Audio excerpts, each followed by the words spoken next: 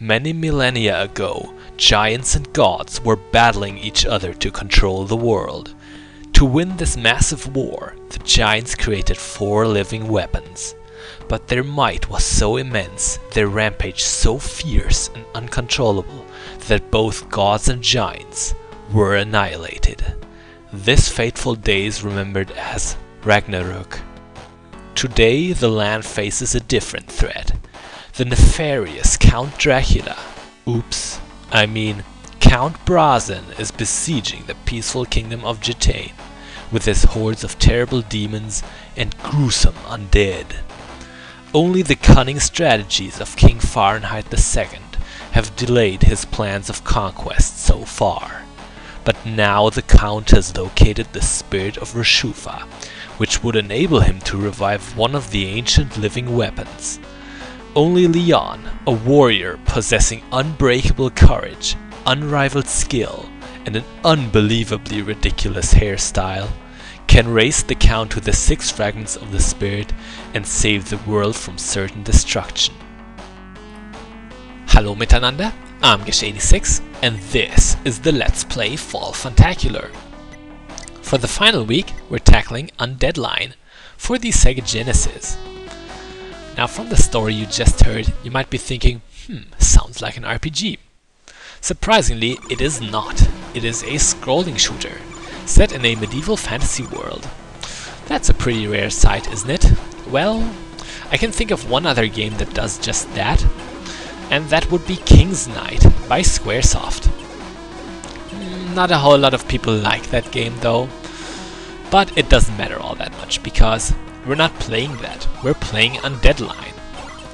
I have to be honest though, at first I hated this game. It was really annoying, really frustrating and unfair, and just kind of terrible.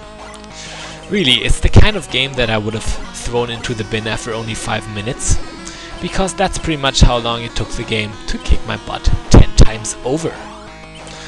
Yeah. However, because of the contest, I had to practice, and during that practice, the game kind of grew on me. I got a lot better at it, and now I like it much more.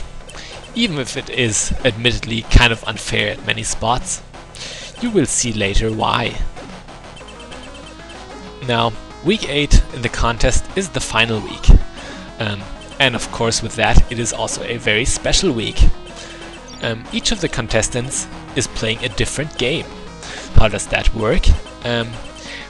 We were given a list of games and we ordered these games after our preference.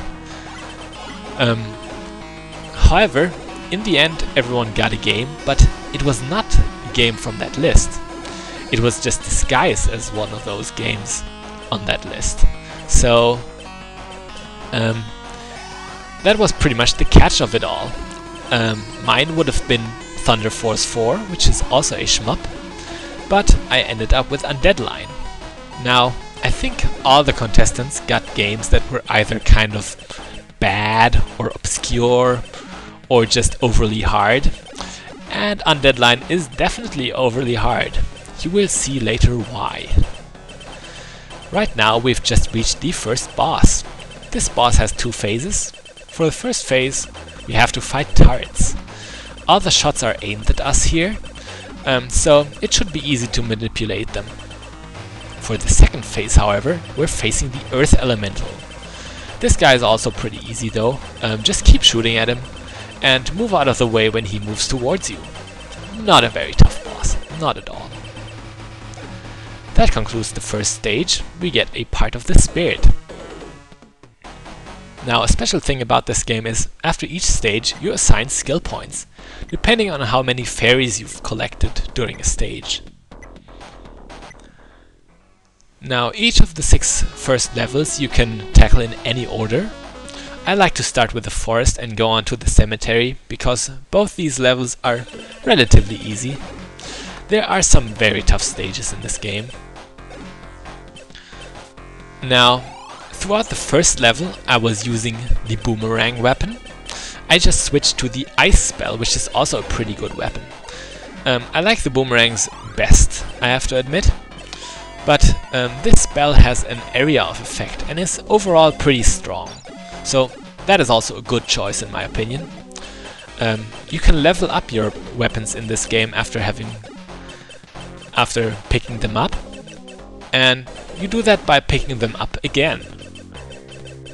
So if you level up the ice spell, the area of effect increases, and if you level up the boomerangs to the max level, they get homing qualities. Oh, I just died. Well, I said that this game was hard, and one of the reasons for that is you only have 3 hits by default. You can get health back, and you can find a shield that protects you, but overall, Leon is very fragile indeed. I wonder why. I think it might be because he's not wearing much protective gear. I wonder why he refuses to take more with him. Excuse me, sir, but we have this chainmail over here and you should shut up and admire my muscles. That might be how it went. Apart from taking very little punishment, the game also has no checkpoints in levels. You must beat a level from start to finish in 1 life. Enemies also pop up very suddenly. You will, for example, the zombies in this stage. And dying also takes away your current weapon and leveling it down completely. So, Gradius Syndrome, that's also not very considerate. Now I'm fighting this ghostly wizard. Strategy here is pretty simple, just hit him as fast as you can and don't get hit. Now I picked up the axe weapon and that was by accident. I really don't like the axe. It was by accident. Badumshk. I don't really see the appeal of the axe. It's kind of strong but kind of impractical at the same time. So many zombies in this cemetery. I just noticed this game really fits the season because Halloween is coming up and we're in a cemetery. Very fitting indeed. Right now you see a morning star circling around me. You do that by pressing the A button in this game. Now, using one of these morning stars, you only have 3, is pretty much your panic button.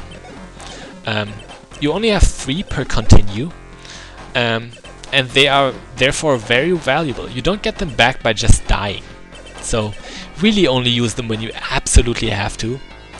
That way you will stay alive longer. Now this is the second boss. Once again, 2 phases. The first one is just a horde of zombies. Now I really like this. Just look at these guys getting slaughtered. The only thing that would make this scene even better would be if MJ popped up and did the thriller with us. I guess you can't ask for everything. Anyway, that was phase 1. Now we're up against Death himself. Now I'm pretty sure this guy is a hardcore Dragon Ball Z fan because just look at how he throws those energy balls. Yeah. Try to not get trapped by his shadow. Do that by crossing over early when he comes towards you, but not too early. And that concludes the cemetery. Now, these stats that you see here, agility increases your movement speed. The other stats increase the power of your special weapons. So you should definitely pick them carefully. Next up, we're tackling this dank cave. Now, by the way, another thing that makes this game tough is the scenery. You can get stuck on the scenery, like these pillars there. That is really weird. I have no idea why Leon can get squished by the screen, why he has to keep moving throughout this game. But I have a theory.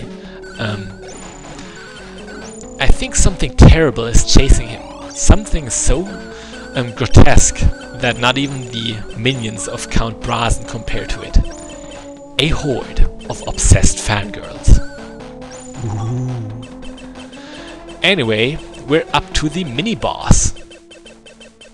This is Count Brazen in the flesh. Now the ice spell is very good against him, so I use it. I think this guy is supposed to be a vampire, however the game just calls him a man, but you've gotta ask yourself, what is a man? So, I've used the ice spell against him, but I'm gonna switch back to the boomerang weapon just because I like that one so much. For this upcoming part you have stalactites falling on your head. However, you can evade them easily by staying on the rightmost side. That is a safe spot, I found out. So there you will only have to worry about the phantoms coming in. Also easy to clear with the homing boomerangs.